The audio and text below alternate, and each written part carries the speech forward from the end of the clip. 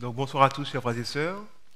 J'espère que vous allez bien par la grâce de Dieu, que vous avez passé une journée en confinement avec Jésus et pas sans lui. Alors, ce soir, nous avons une méditation, une étude de la parole de Dieu, une étude biblique, et nous allons considérer ensemble l'église de Laodicée pour voir ce qui lui a manqué, ce qui lui manque, et surtout ce qui nous manque aujourd'hui. Alors, avant de commencer, nous allons prier ensemble pour que Dieu nous fasse grâce de comprendre, de saisir sa parole. Prions. Nous te prions, notre Dieu, ce soir, nous sommes réunis pour pouvoir ouvrir le Saint-Livre, celui, mon Dieu, dans lequel est renfermée la vérité. Père, veuille nous fortifier, veuille nous aider, Seigneur, à comprendre ta parole, à recevoir, Père, ton message. Que ton esprit soit avec nous et nous convainc de péché, de justice et de jugement. Nous avons prié, Père, en Jésus, ton Fils, et pour ta gloire dans notre vie. Amen. Alors, sans tarder, nous allons dans le livre d'Apocalypse 3, Apocalypse 3, au verset 14 et 15. Nous allons voir quelque chose. Apocalypse 3, versets 14 et 15. Il est écrit: Écrit à l'ange de l'église de Laodicée, voici ce que dit l'Amen, le témoin fidèle et véritable, le commencement de la création de Dieu. Verset 15. Je connais tes œuvres. Je sais que tu n'es ni froid ni bouillant. Puisses-tu être froid ou bouillant? Verset 16, pourquoi pas? Ainsi, parce que tu es tiède et que tu n'es ni froid ni bouillant, je te vomirai de ma bouche. Nous voyons que Jésus parle à son église par l'Esprit.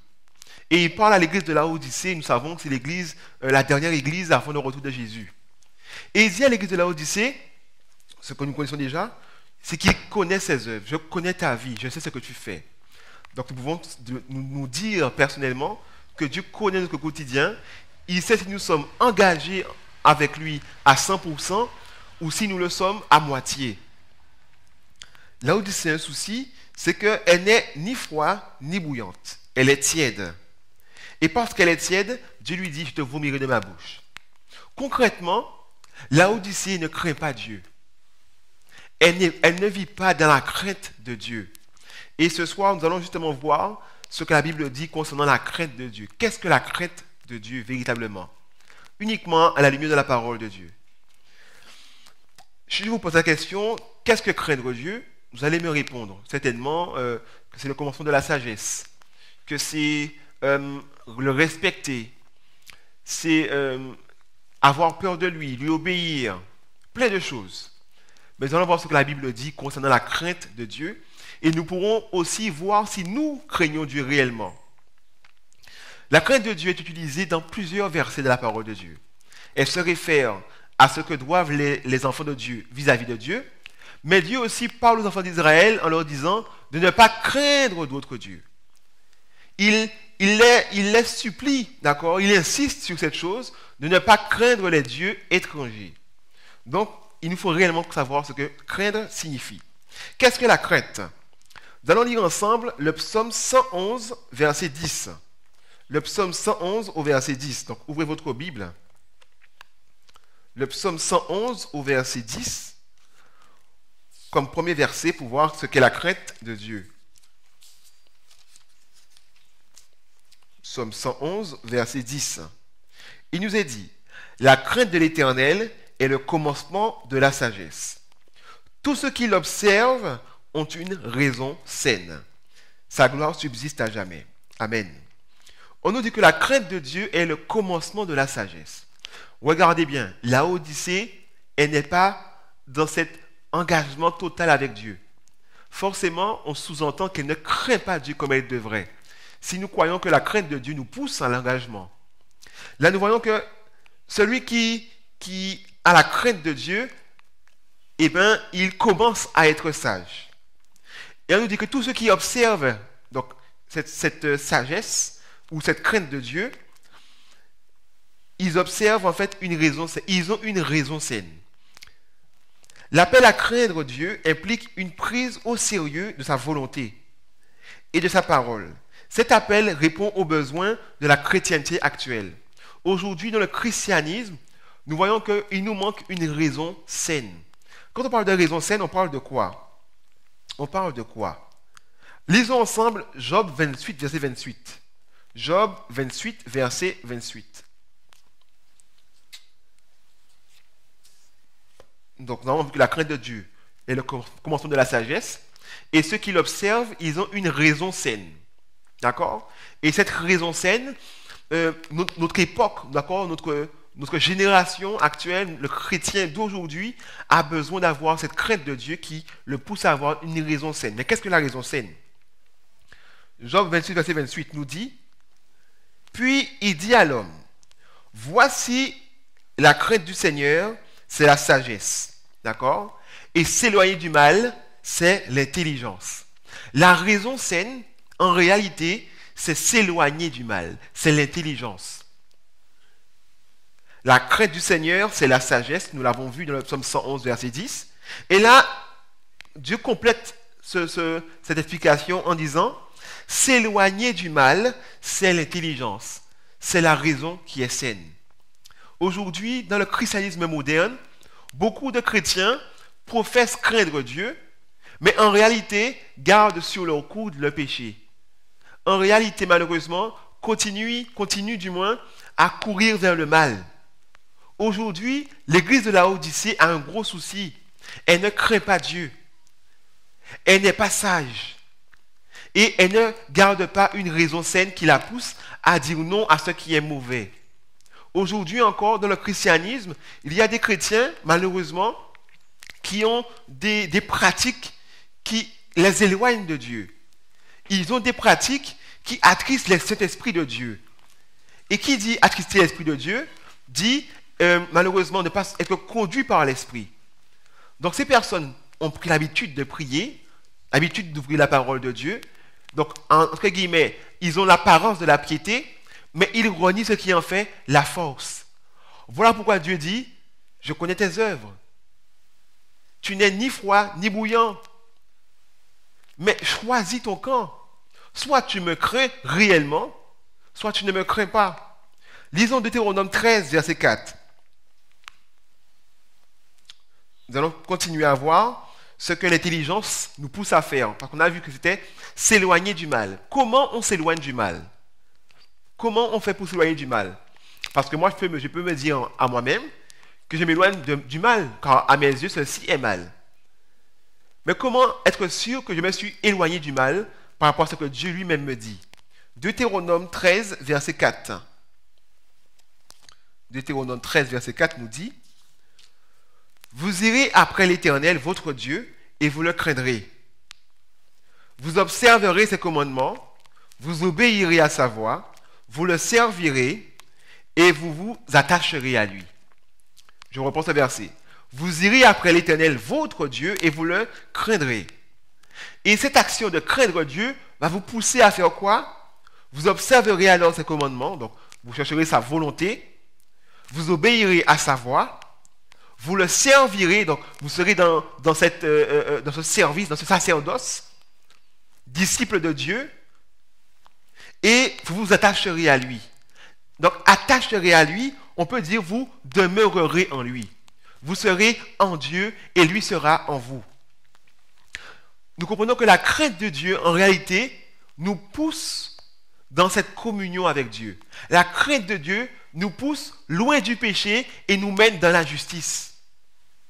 Est-ce qu'aujourd'hui, nous voyons que le chrétien moderne craint Dieu? Même dans les chants qu'il chante, même dans son service à Dieu, on voit qu'il n'y a pas la crainte de Dieu. Parce que chacun interprète ce qu'il trouve être mal. Donc tous vont dire, ben oui, je m'éloigne du mal. Mais quand Dieu montre sa parole, nous voyons que malheureusement le mal est attaché à nous. Nous allons continuer, toujours pour comprendre mieux ce qu'est la crainte de Dieu. Lisons Deutéronome 6, verset 2. Deutéronome 6, au verset 2. Pour confirmer ce que nous avons lu précédemment, que la crainte de Dieu nous pousse à garder les commandements de Dieu, nous pousse à obéir à sa volonté, donc à sa voix, nous pousse à le servir et nous pousse aussi à nous attacher à lui, donc à demeurer en lui. Donc Deutéronome 6, verset 2 nous dit, afin que tu craignes l'Éternel ton Dieu, donc encore la crainte, que tu craignes l'Éternel ton Dieu. Comment? En observant tous les jours de ta vie, toi, ton fils et le fils de ton fils, toutes ces lois et tous ces commandements que je te prescris, et afin que tes jours soient prolongés. Afin que tu craignes l'Éternel ton Dieu, en observant tous les jours de ta vie, toi, ton fils et le fils de ton fils. Cher ami, Dieu nous invite à vivre dans la crainte. Mais je comprends encore une fois que le mot crainte veut dire relation. Le mot crainte signifie pour moi, à mes yeux, selon ce que je comprends, une relation saine avec Dieu, une relation équilibrée, à vivre avec Dieu. Et logiquement, si je vis avec Dieu, j'ai conscience que Dieu ne peut pas rester dans le péché et que je dois choisir entre soit le péché et soit Dieu. Qui je veux servir? Qui je veux craindre? Avec qui je veux être en relation? La Odyssée parle de Dieu. Elle prie Dieu. Elle étudie la parole de Dieu. Mais elle ne craint pas Dieu. Elle n'est pas en relation avec Dieu. Elle n'est pas en communion avec Dieu. Parce que les fruits de sa relation, ce n'est pas l'obéissance, ce n'est pas le service, ce n'est pas l'attachement à Dieu, mais malheureusement, c'est plus de péché. Donc, on peut déduire simplement que la Odyssée a un grand besoin. Elle a besoin de rencontrer Dieu et de le craindre. Lisons encore Deutéronome 31, verset 12. Deutéronome 31, verset 12.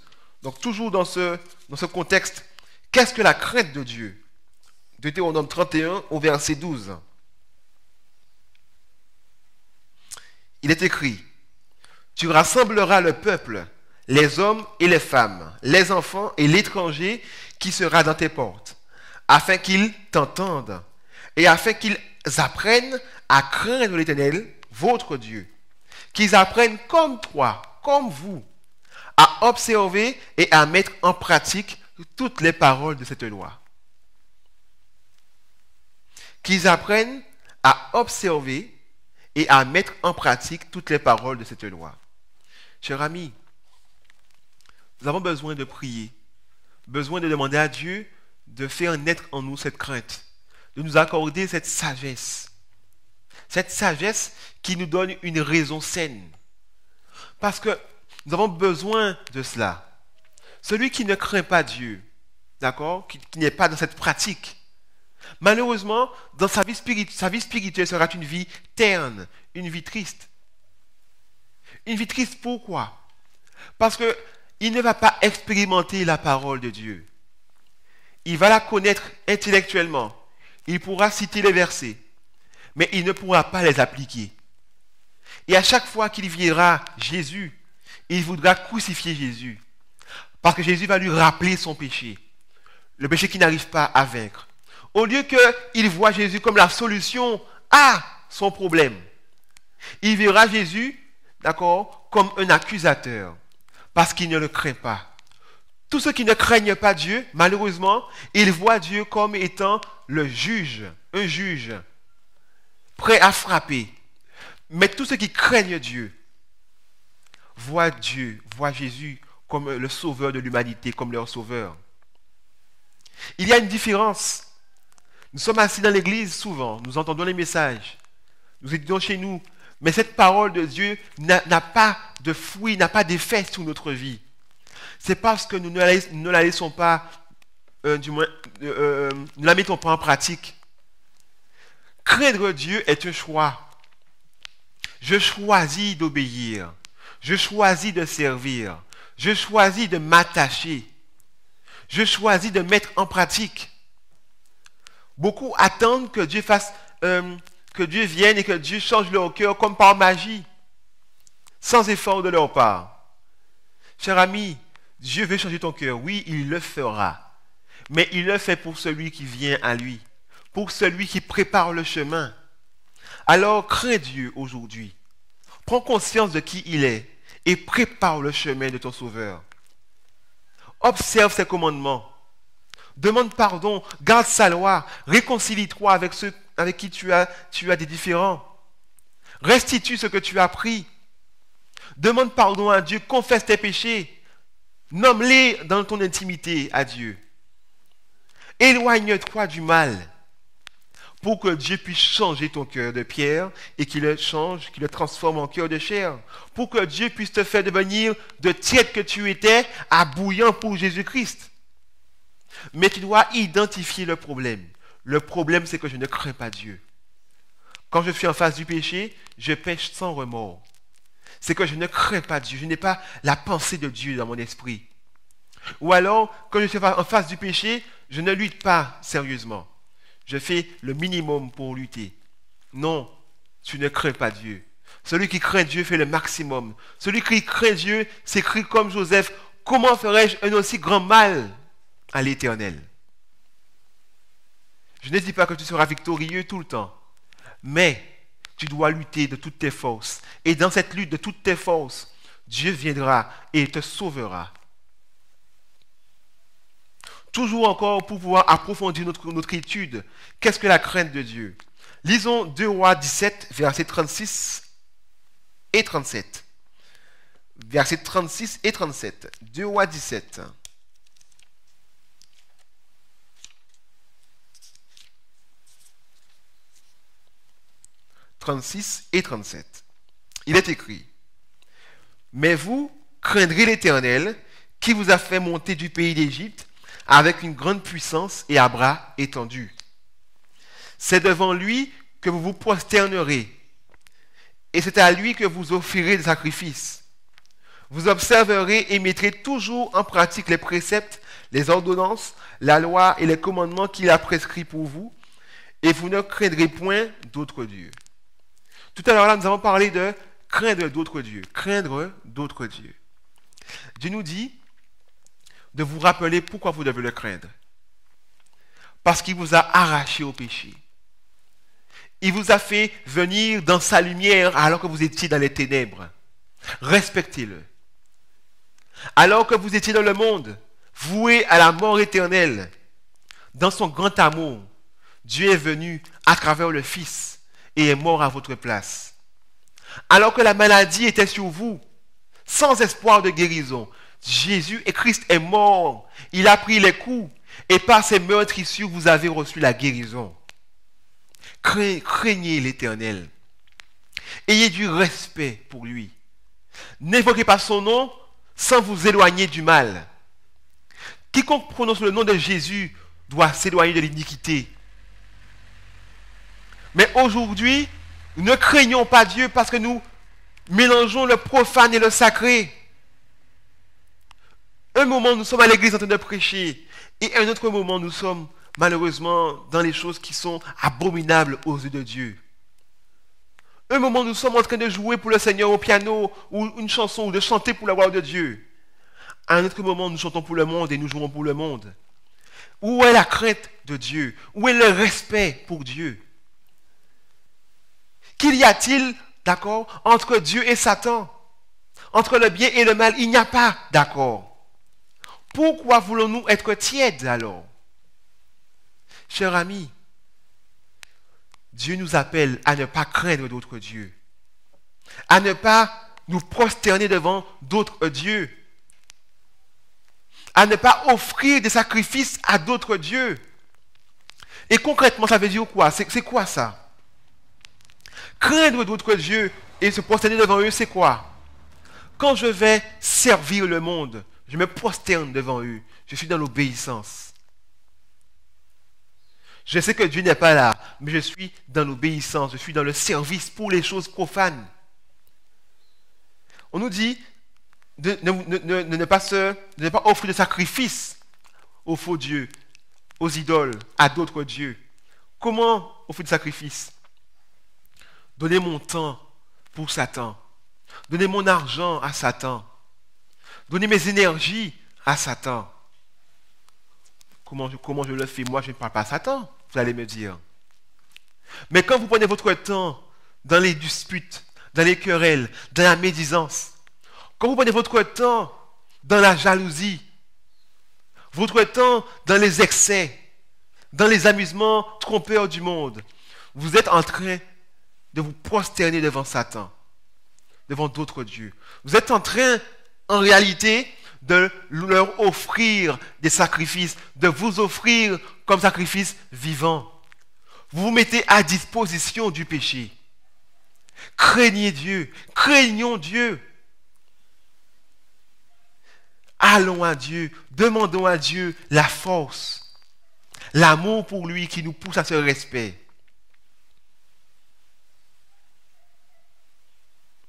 Je relis et nous sommes dans 2 Rois 17, verset 36 et 37 à la fin.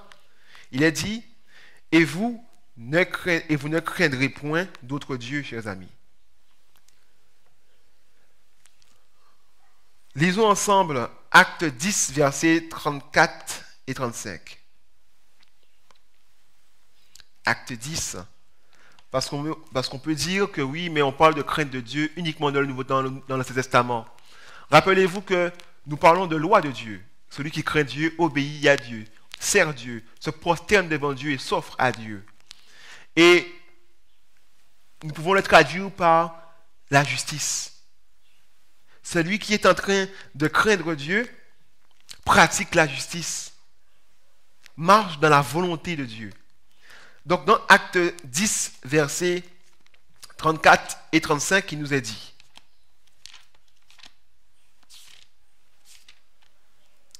alors Pierre, ouvrant la bouche, dit, en vérité, je reconnais que Dieu ne fait point exception de personne, mais qu'en toute nation, celui qui le craint et qui pratique la justice lui est agréable.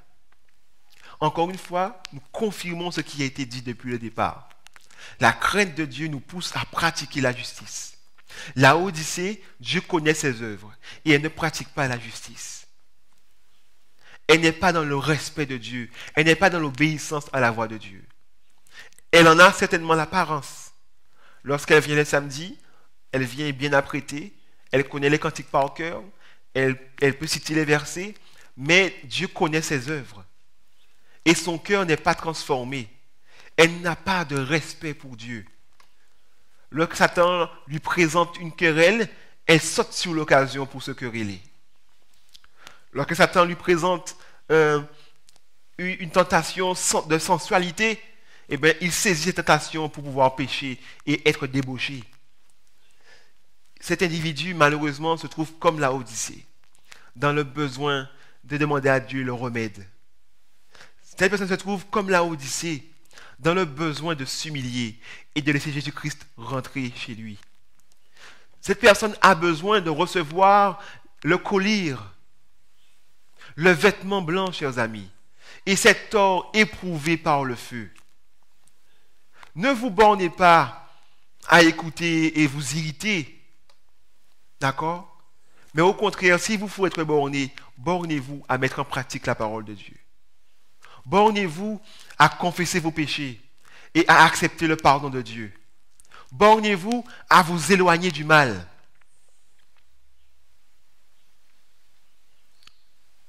Chers amis, vu les nombreux textes de la Bible où la crainte de Dieu est étroitement associée à la fidélité, au commandement, à la relation avec Dieu, on peut affirmer que l'ordre que Dieu donne à la fin des temps, dans le message du premier ange d'Apocalypse 14, que nous allons lire ensemble, Apocalypse 14,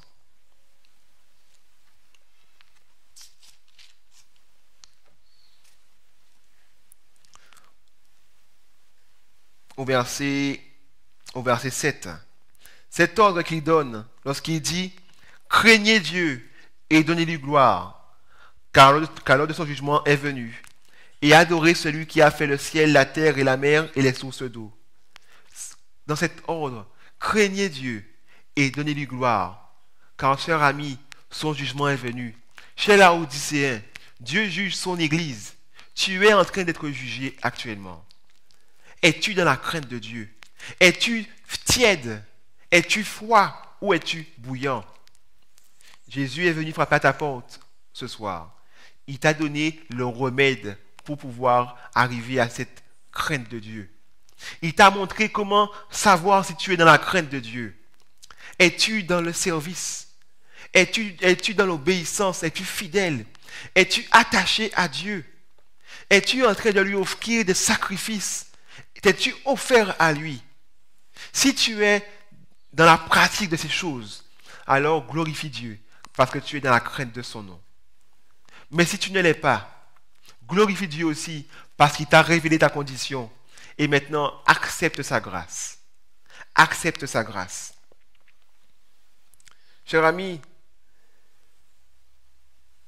dans Apocalypse 14, au verset 12, à la conclusion du message des 3 anges, Dieu confirme que nous devons garder ses commandements. Il confirme que la crainte de Dieu nous pousse à garder ses commandements. Parce qu'il dit, c'est ici la persévérance des saints, qui gardent les commandements de Dieu et la foi de Jésus. Chers amis, ce soir, Dieu a voulu vous sensibiliser sur la crainte de son nom. Il est fidèle, il accomplira sa volonté dans notre vie. Que Dieu nous fasse grâce, et j'aimerais que nous puissions prier ensemble pour demander à Dieu de nous aider à ne plus être tiède ni froid, mais à être bouillant. En tout cas, à emprunter le chemin pour être bouillant pour lui. Prions ensemble. Notre Père, notre Dieu, nous te remercions pour cette étude, pour ce partage, où tu as insisté, Père, pour nous éclairer sur ce qu'est la crainte de Dieu. C'est la sagesse, oui. Mais cette sagesse, Père, nous donne une raison saine. Et cette raison saine, mon Dieu, en réalité, nous pousse à nous éloigner du mal. Et comment, Père, pouvons-nous le faire? En obéissant à ta voix, en nous attachant à toi, Seigneur, en te servant toi seul, en nous offrant comme sacrifice vivant, Seigneur mon Dieu, entre tes mains, et en te laissant nous transformer comme tu l'as promis. Seigneur, glorifie-toi ce soir. Va dans chaque foyer, touche le cœur, Père, des plus petits comme des plus grands, et que tous, Père, nous puissions expérimenter ce qu'est réellement être bouillant pour toi. Non pas le dire, mais le vivre par expérience. Nous avons prié, Seigneur mon Dieu, en Jésus et pour ta gloire. Amen. Soyez bénis.